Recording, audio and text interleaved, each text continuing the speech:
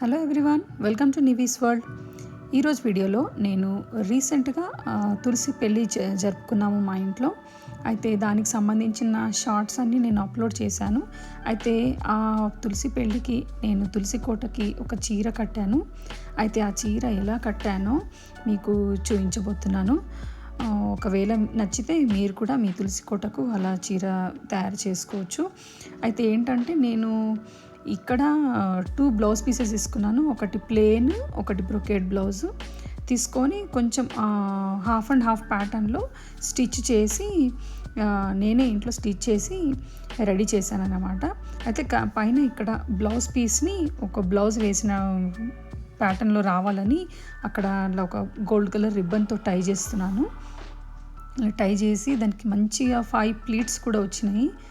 5 pleats వచ్చేలా sari prepare చేసి ఇలా కట్టాను. చాలా బాగా కనబడ్డది.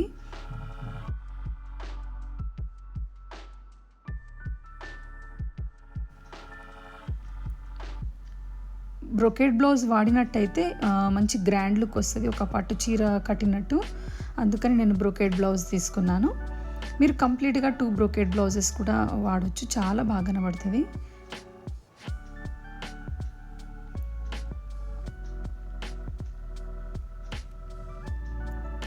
కంప్లీట్గా రెడీ అయిన తర్వాత నేను ఆర్నమెంట్స్తో అమ్మవారిని అలంకరించుకున్నాను. చాలా బాగా కనబడుతుంది. మొత్తం రెడీ అయిన తర్వాత కంప్లీట్ లుక్ ఒకసారి చూడండి. మీకు ఎలా అనిపించిందో కమెంట్ చేసి చెప్పండి. Thank you for watching.